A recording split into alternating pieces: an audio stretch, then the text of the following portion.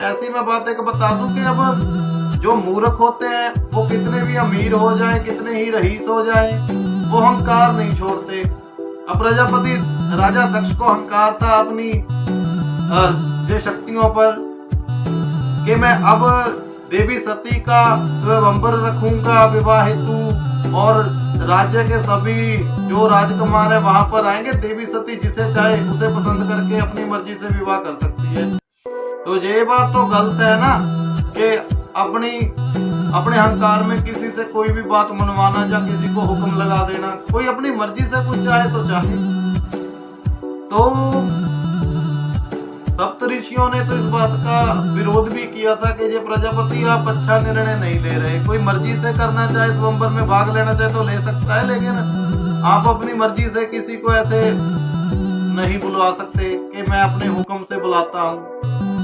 तो प्रजापति दक्ष ने ना अपनी मूर्खता में एक अहंकारी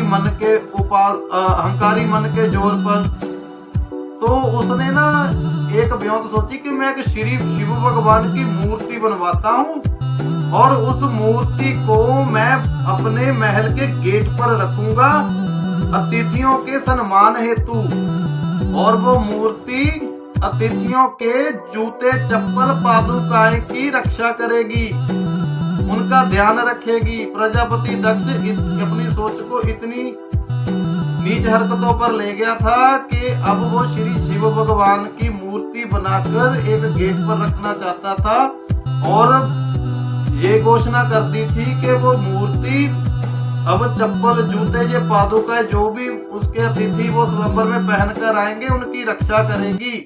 वो कहने लगा था कि श्री शिव भगवान इस लायक ही है कि उनको गेट पर ही चढ़ाया जाए उनकी एक मूर्ति बनाकर।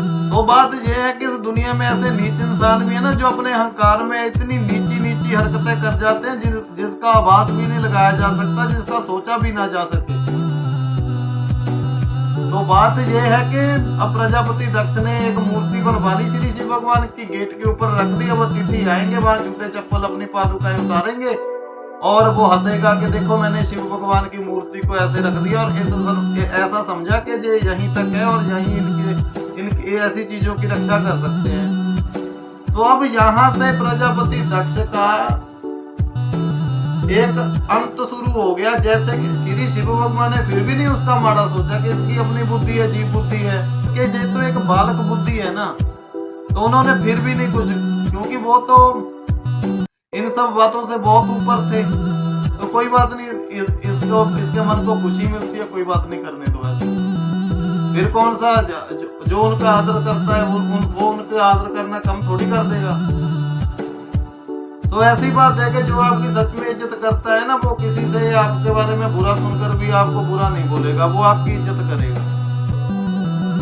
ऐसी बात है कि इस दुनिया में ना डरो मत। अगर कोई आपको अपने अहंकार है तो कुछ कहता है तो ये सोचो कि लोगों ने तो भगवान को भी नहीं छोड़ा, तो भगवान ने उनकी मूर्खता को भी इग्नोर किया।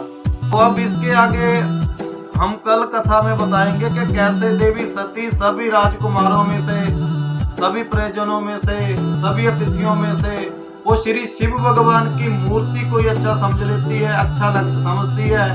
जो पादुकाओं में, जो के जूता चप्पल में श्री शिव भगवान की मूर्ति प्रजापति दक्ष ने अपनी मूर्खता हेतु रखवाई थी ना अहंकार में, तो वो हार देवी सती उस मूर्ति के वो गले में ही डाल देती है। तो श्री शिव भगवान से ही तो देवी सती का कैसे विवाह हो जाता है, अब ये इससे आगे की कथा हम कल बताएंगे।